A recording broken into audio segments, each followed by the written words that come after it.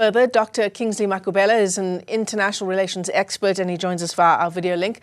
Dr Makhubela, is quite a strong response from government in relation to these claims by the DA, but would you say warranted? Good afternoon, Michelle. It's what the DA was saying, it's indicative of discourse within the government of national unity, because the DA runs a parallel foreign policy. You would have expected this kind of issues to be discussed internally within the government. Having said that, Michelle, there are also challenges in terms of the communication coming from the presidency. Mm-hmm.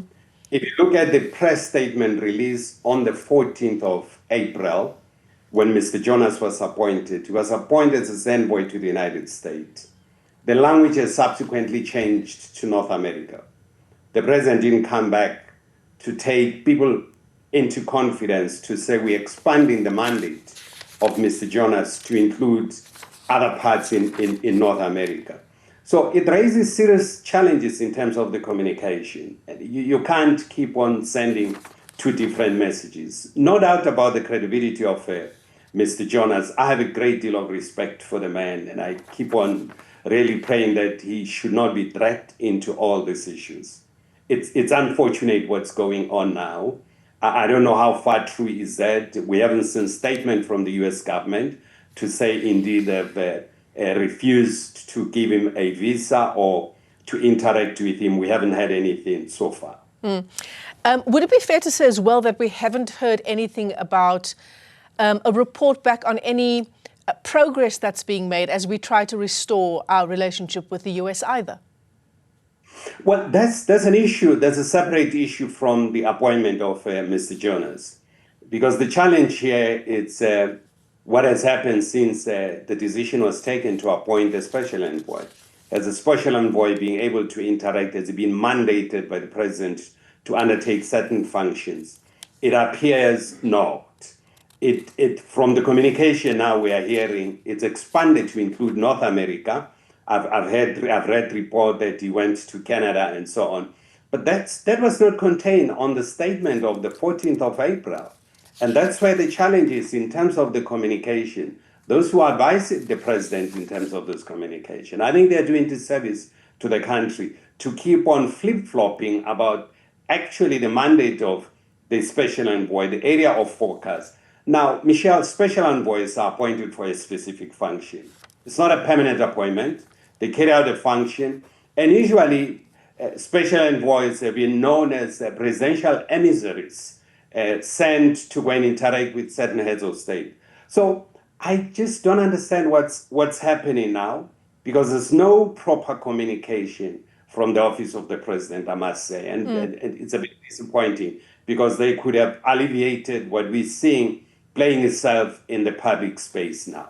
Yeah, I mean, the Reserve Bank Governor, Lesetja Kganyaga, says he anticipates that the tariffs that come into effect on the 1st of next month could cause about 100,000 job losses, mainly from citrus and from the automotive industries.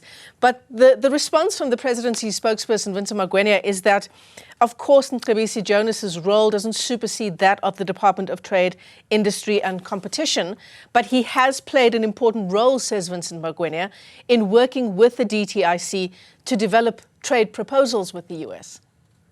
I have no doubt that he's being consulted, giving his knowledge and expertise in terms of these issues. That the South African who are working out strategies on this, they are consulting and really taking him into confidence. Maybe his views are factoring into whatever strategy is being planned.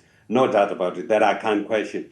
The question is that, is he undertaking these missions to the countries that he was first appointed to? That's where the challenge is, to try to alleviate those challenges.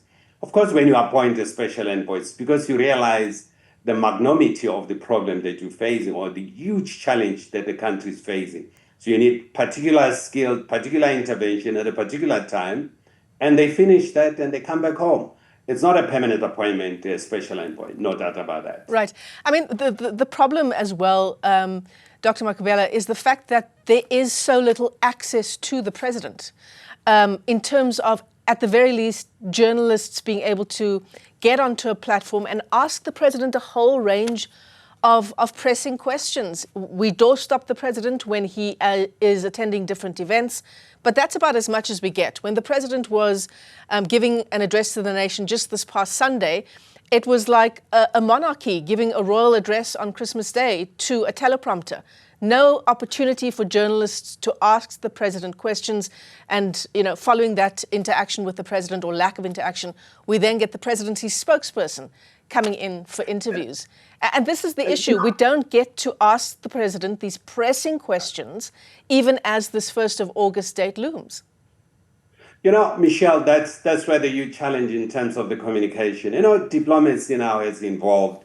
The social media has become so much involved in the communication. And the disinformation then takes precedent if the responsible authorities are not properly communicating and explaining and taking the nation into confidence.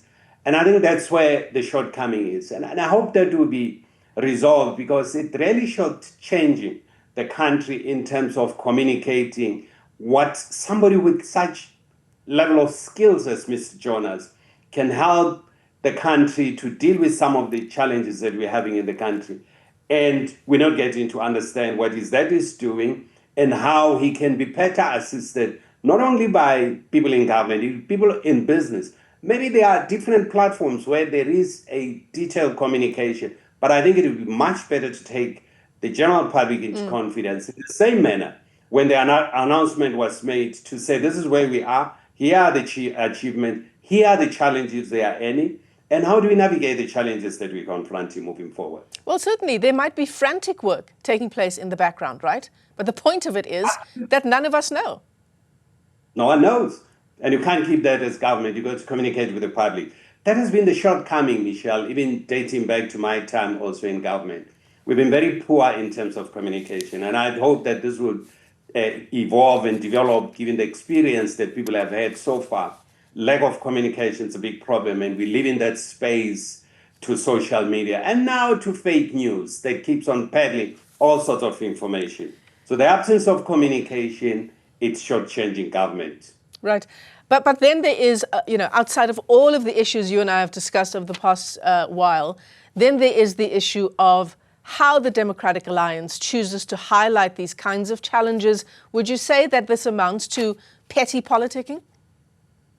Well, I think there's a challenge it's indicative of challenges within the government of national unity, because you've seen parallel foreign policy. You've seen the president suspending a deputy minister who undertook an overseas visit without permission. So there are tensions definitely that are emerging. But it's unfortunate that the DA plays this in the foreign policy space.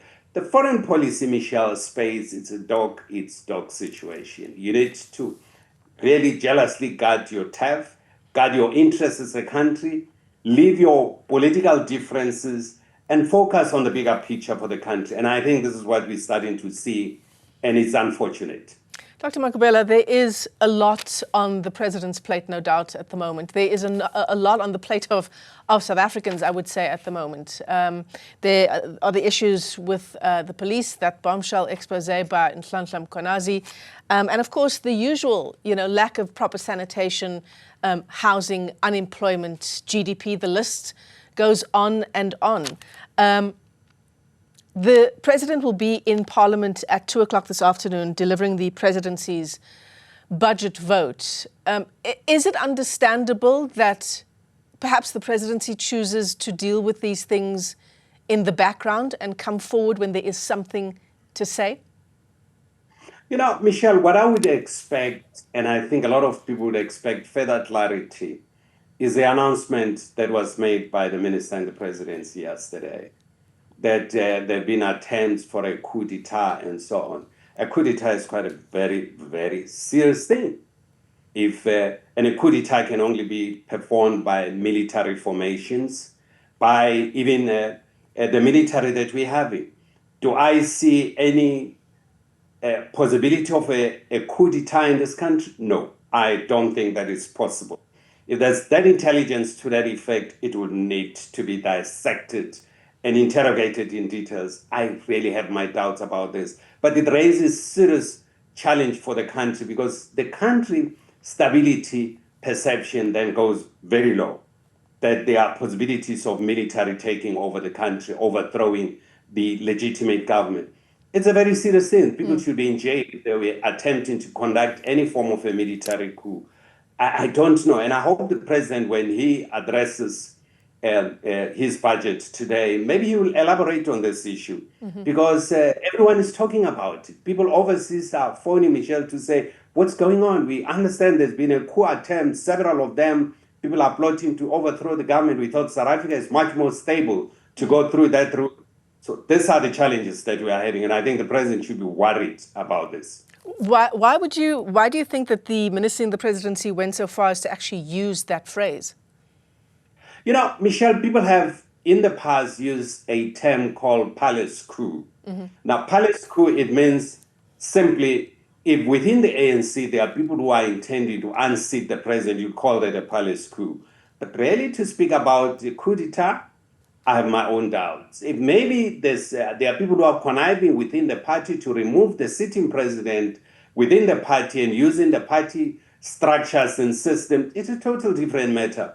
And I think the communication about this terminology is quite important, because it sends shockwaves around the world in terms of a coup. I have my own doubt. I've looked at the risk profile of the country. The least we expect from this country is a military overthrowing the sitting president. That's unlikely to happen in South Africa. Dr. Kingsley Makhubela, thanks as always for your time and weighing in on some of the important issues we're facing with, dealing with every day. He is an international relations expert, unpacking a whole range of issues, but particularly insofar as the issues around South Africa's special envoy to the US, Mcebisi Jonas.